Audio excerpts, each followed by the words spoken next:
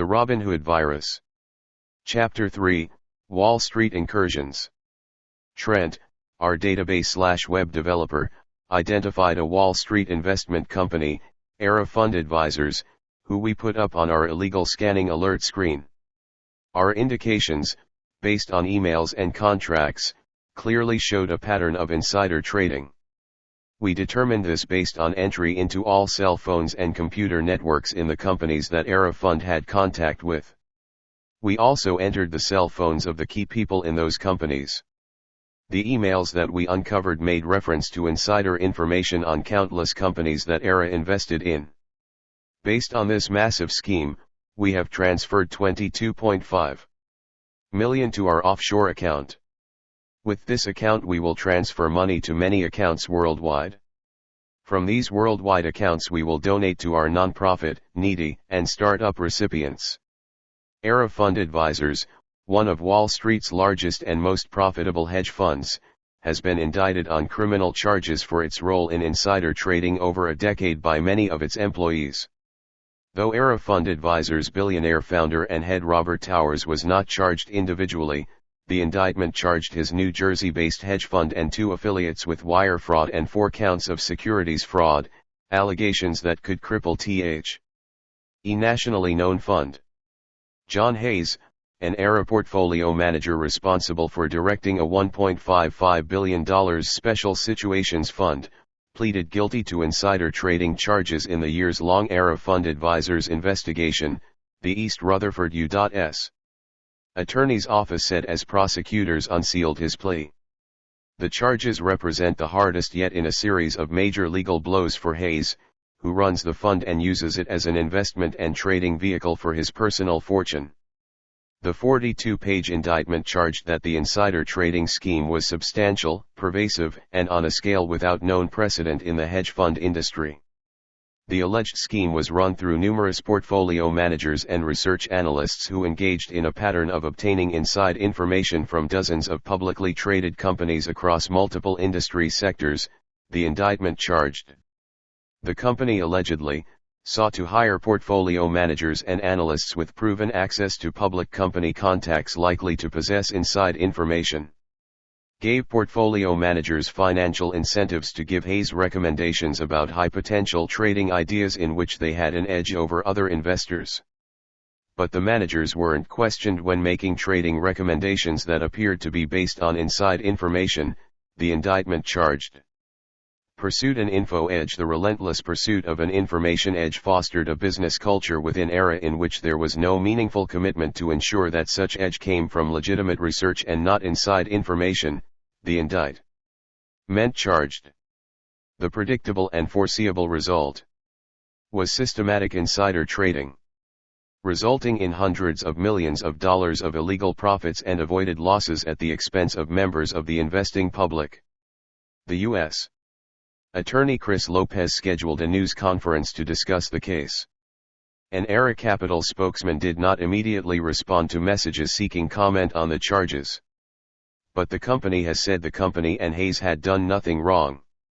The indictment could speed a recent outflow of investors from Era Capital, though the company sent employees a notice that it planned to continue normal operations. Until recent months, the fund held an estimated $15 billion.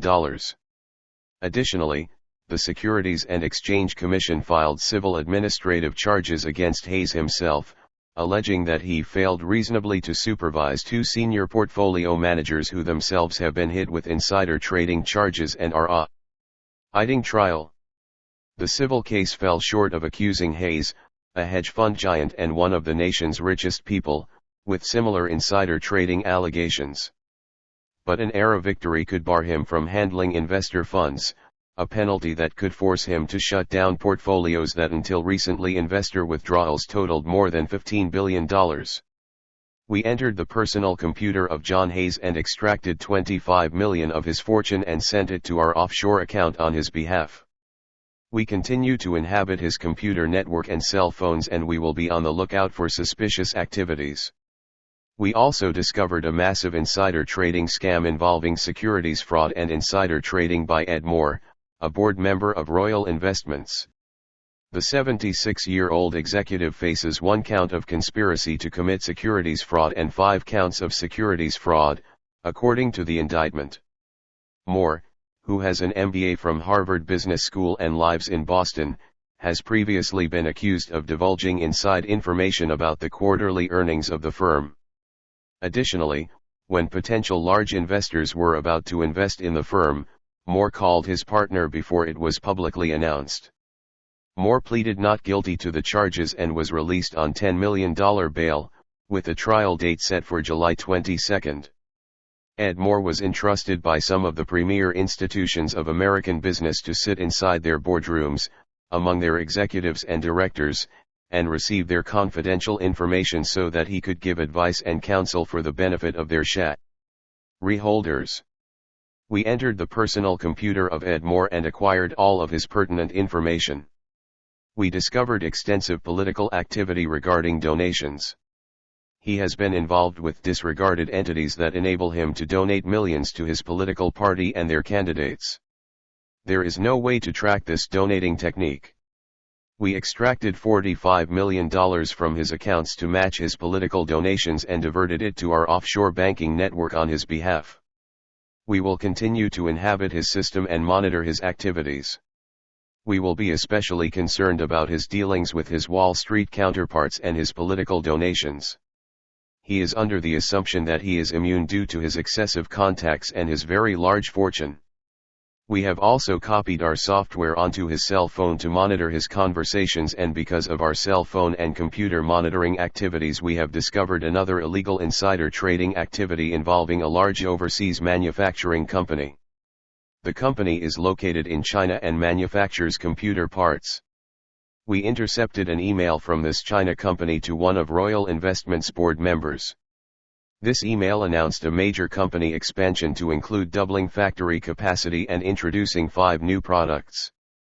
Stock in this company purchased by several Royal Investments officers and board members in violation of the law. We will send an anonymous email to the state's attorney informing him of this activity. We have occupied another telephone and computer network belonging to a large stock brokerage located in New York based on Trent's recommendation. They are under surveillance by the U.S. Attorney and the IRS for insider trading and tax evasion. We have discovered conversations and email between some of the stockbrokers and board members of a large department store chain. They are planning a major expansion into 4 states with 22 additional stores.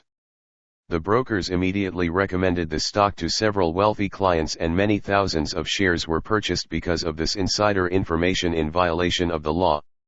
We entered the personal computer systems of some of these wealthy clients and extracted $14 million from 2 of these individuals. We also anonymously informed the U.S. Attorney and the IRS of the particulars of these transactions. We have developed a program to fully investigate the nonprofits, food banks, homeless shelters, needy families undergoing a medical crisis, orphanages, and other destinations for our contributions.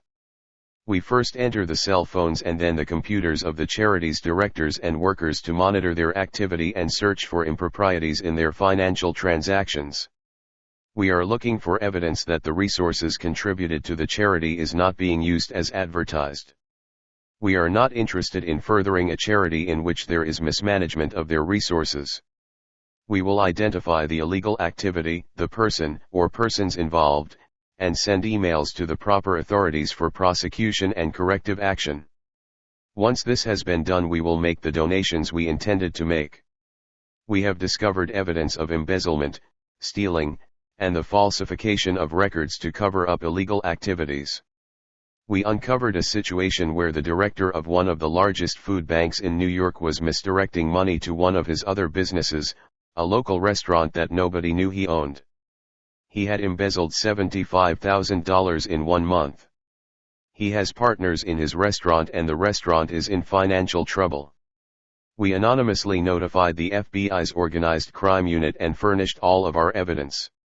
We suspect that this incident may have bigger connections as his partners in the restaurant are under surveillance by the FBI for various illegal activities. They are suspected of forcing the prior owner to sell the restaurant, fraud, dealing drugs, and various other illegal activities. They are currently being surveilled and the extensive list of charges have not been filed on this gang as of yet. We discovered that one of the vice presidents of one of the largest humanitarian organizations that provides emergency assistance, disaster relief, and education is embezzling money into a bank account he set up for his own supply business. His business supplies goods and services for disaster relief all over the world. His embezzling activity has garnered him $210,000 so far. We have sent an anonymous email to the president of his charity, the FBI, and the local district attorney. He has been arrested and charged with several felonies and he is currently on trial. He faces the restitution of the $210,000 that he embezzled, 20 years in prison, and a $250,000 fine.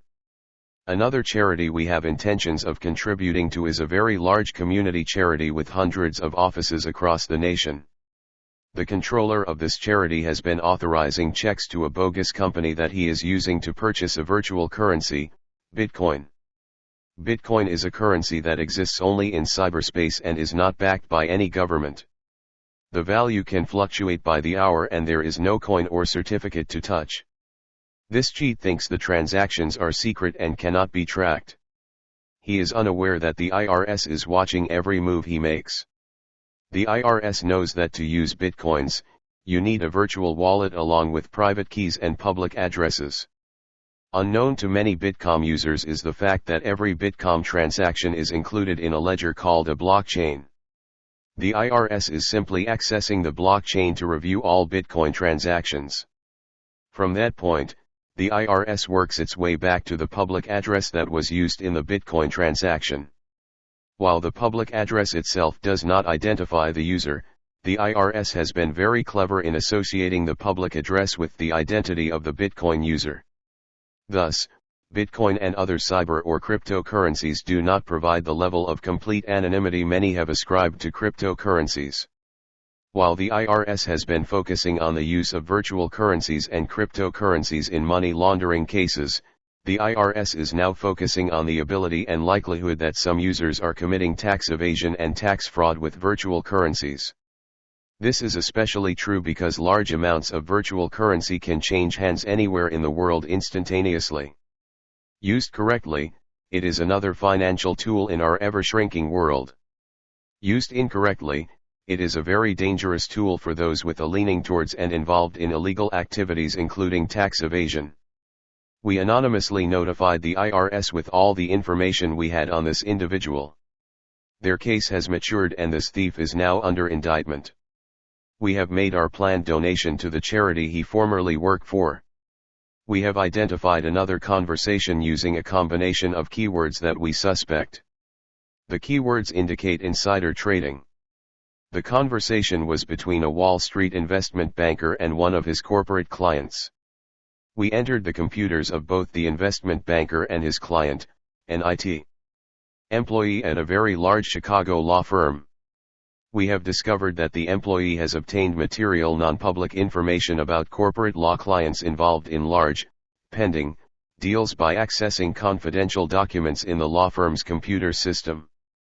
The confidential information was passed to the banker at breakfast meetings that they had once a week.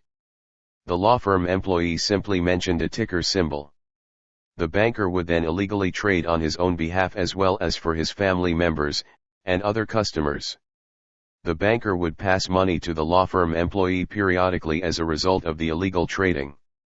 The law firm employee discovered a large investment in a large, failing, publicly held company.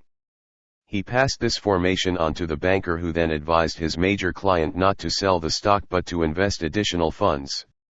We initiated a transfer to our offshore account in the amount of $18 million with the signature of the broker.